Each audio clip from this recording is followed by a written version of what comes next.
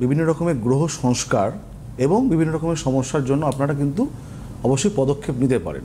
এবং সবথেকে বড় বিষয়টা হচ্ছে যে আপনারা আসতে যদি অসমর্থ হন, অনেকেই তো আসতে পারে না সে শেষ লগ্নে এসে, তাদেরকেও বলবো যে আমার তো যজ্ঞের লাইভ সম্প্রচার হয়, আপনারা বাড়িতে বসেও বিভিন্ন প্রান্ত থেকে গ্রহ সংস্কার কিংবা পুজো পূর্ণাহুতি দিতে পারেন।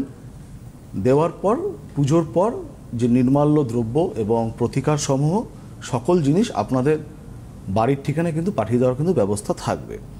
তো যাই হোক, কালী দেবীর আরাধনা যে কতটা গুরুত্বপূর্ণ আগামী কিছুক্ষণ অর্থাৎ কয়েকটি মিনিটের মধ্যে আপনাদেরকে অবগত করবার চেষ্টা করব।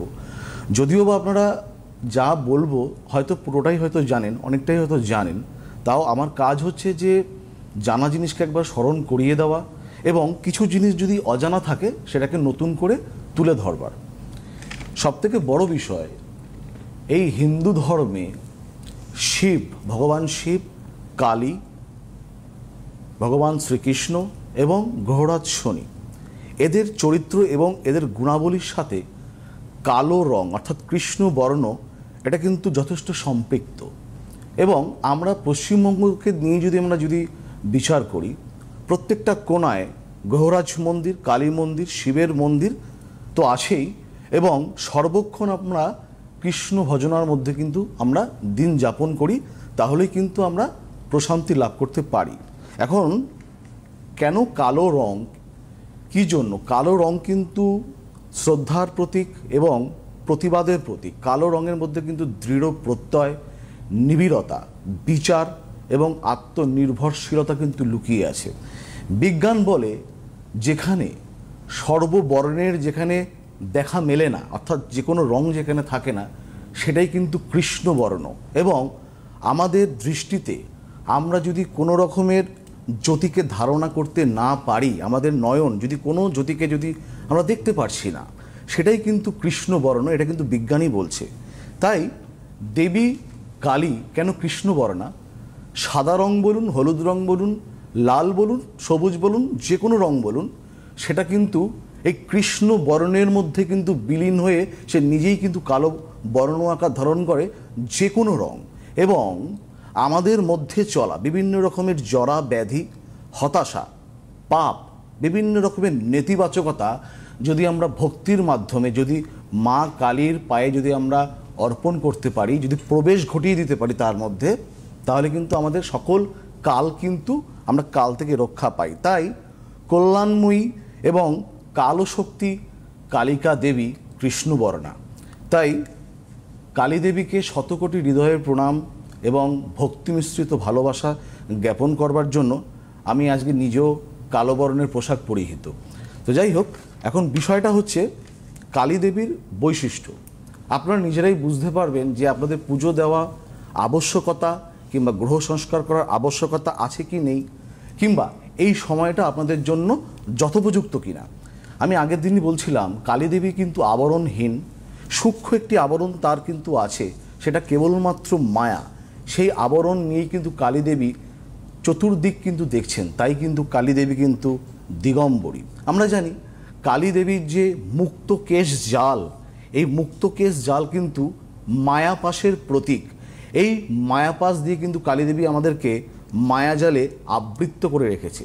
আবার দেখুন কালী দেবীর কপালে অর্থাৎ মাথার শিরের ওপরে কিন্তু অর্ধচন্দ্র, যেই চন্দ্র স্মিত হাসি, যেই চন্দ্র দেখে সবসময়ের জন্য অমৃত খরিত হয়, যেই চন্দ্রের শোভা সবসময়, চন্দ্রের শোভায় আমরা প্রত্যেকেই শোভিত হই, সেই কালী দেবীর মাথায়ও কিন্তু ললাটে অর্ধচন্দ্র রয়েছে।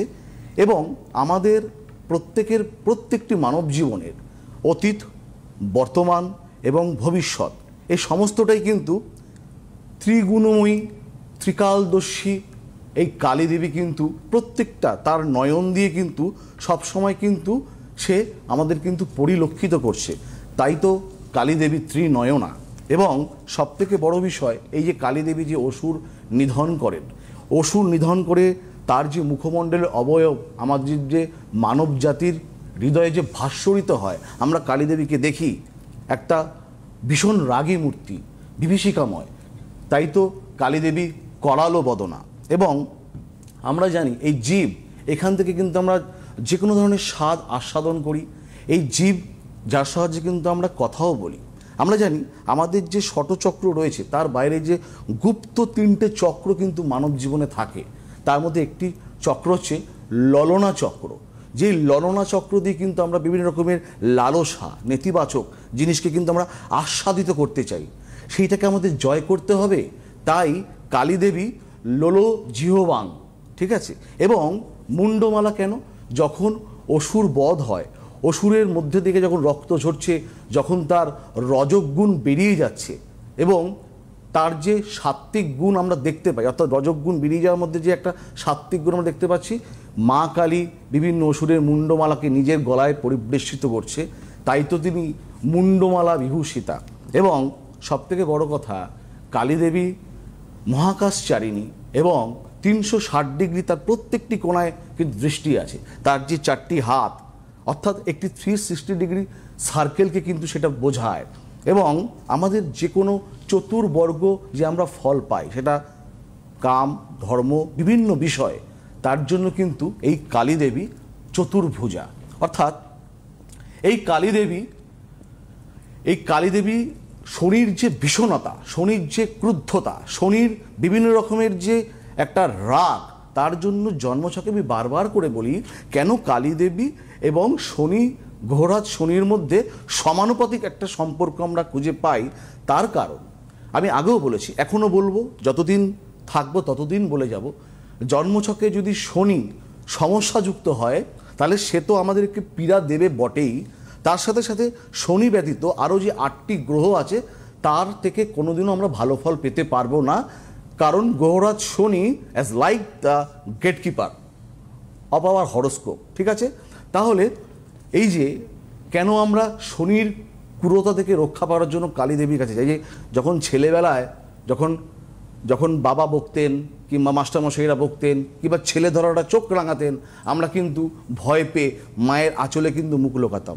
ঠিক শনির এই ক্রূরতা থেকে রক্ষা পাওয়ার জন্য, শনির নেতিবাচকতা থেকে রক্ষা পাওয়ার জন্য, শনির জন্য যে গ্রহরা কাজ করতে পারছে না, যার জন্য বিবাহিত জীবনের সমস্যা, বাস্তু, কর্ম, ব্যবসা, প্রণয়, আরও কি আছে, মামলা, মোকদ্দমা, সন্তান অবাধ্যতা, বিবিধ ইত্যাদি বলবার আর অপেক্ষা রাখেন, আরও কিছু।